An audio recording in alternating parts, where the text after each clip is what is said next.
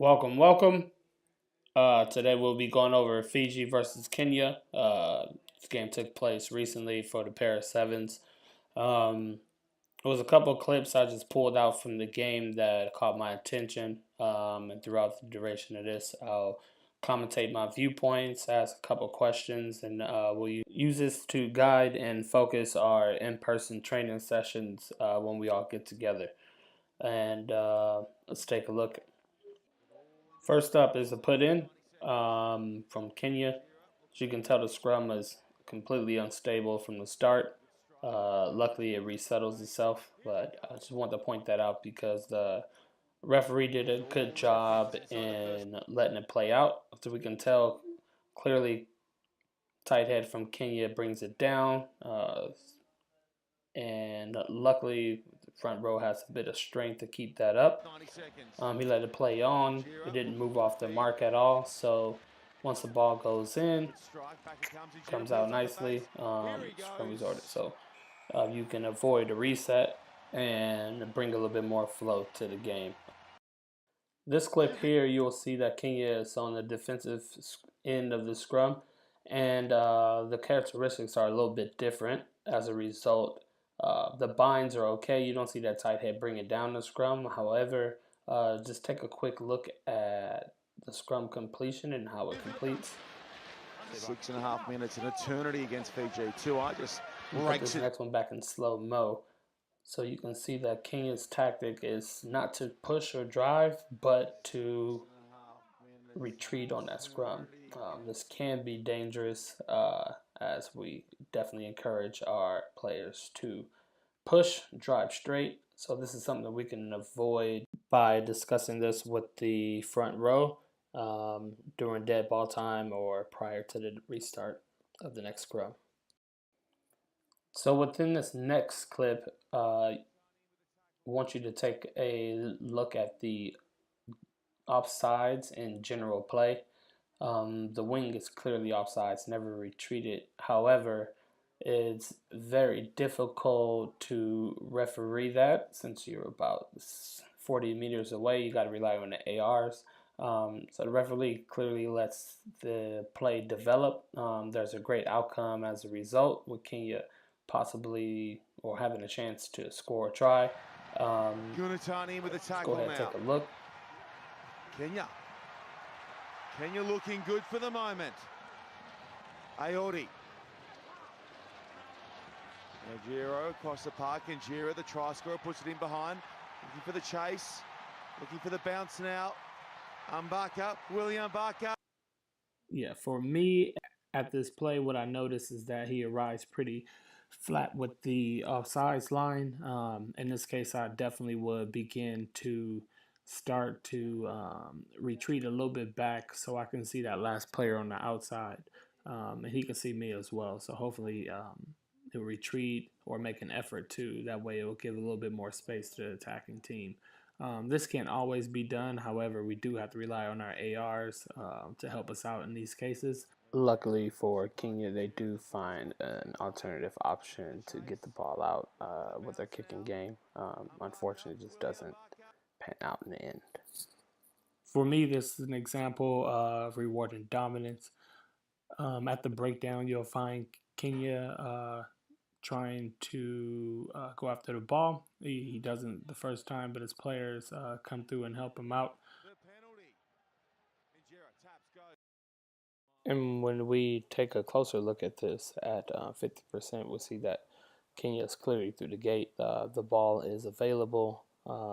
There is a Fijian player in the back that doesn't quite look to be completely on sides in this case, and that's what he's called for. I don't believe the referee would have had an issue had Kenya maintained possession of this ball. However, he comes in and swats it out of his hand, so he rewards the dominant team in this case. Ronnie Sau, good feet. Ronnie Sau takes it 30 from his line. Good counter rucking again though from Kenya. And so what we see in this clip, I'm going to slow it down in a second. Kenya once again dominating at the breakdown. They take it to the blind side. The player is isolated. From my perspective, I believe that Fiji was in a good position to poach ball. They had players there.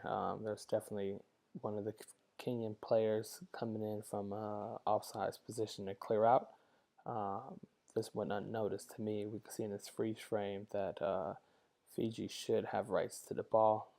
Number 9 was cleared out from the side. I guess you can argue that he had his little hand on the ball in that case. But from my standpoint, before half time, it's kind of a tough call. Could have went either way.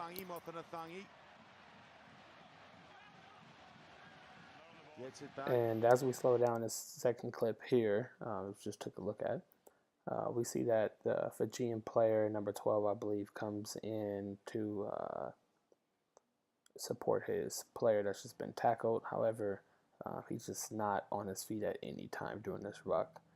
It's kind of hard for me to justify not calling this a ceiling and allowing play to go on because the repeat attempts to contest the ball at the breakdown just went unnoticed.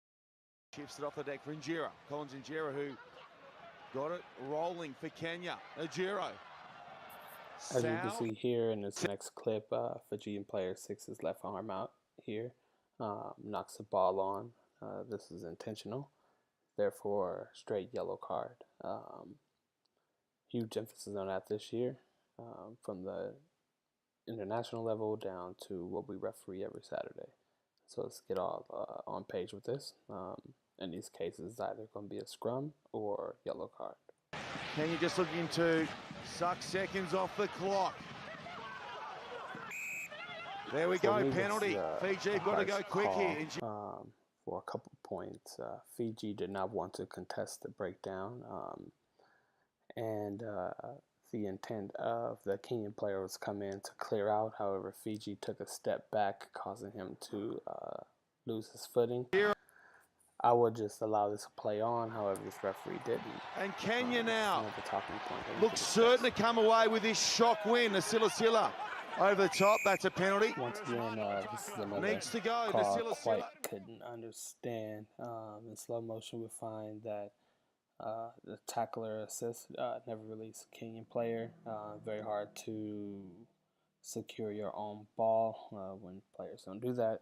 To me, that wasn't clear and obvious. Fiji was rewarded. I wouldn't personally have called that, but if you disagree or want to discuss, that's another one we can add to the list. Surely not. Too high. In time. Kenya over the top, lose their feet at the break. Very similar circumstances here. However, when we wind it down in slow motion, we see that the Kenyan players had a clear release and went straight after the ball, as we can see here. In addition to this, there was a neck roll by Fijian player number 5. Clearly he's around the neck. However, there's a play on in this circumstance. So time has expired on the clock. With time expired and an isolated Fijian player, 2 Kenyans on top with a clear release, at least from one of them. To me, this should have been a turnover, especially at the neck roll. And that's it for this session. Be sure to send me any game footage you guys have throughout the duration of the 7th season. I'll definitely be covering mine as well. I'll try to film as much as I can to critique and analyze. Also, when you watch it, just be sure to account for your own checklists and your own standards as well. We all referee at different levels, and this video is just really for everyone to see how I've learned to analyze my films and others as well. I began this with Andrew Lynn years ago at the start of my 7th season, and it's really worked out for me. But any suggestions you guys may have, please forward them on. Just keep growing and developing. See you later.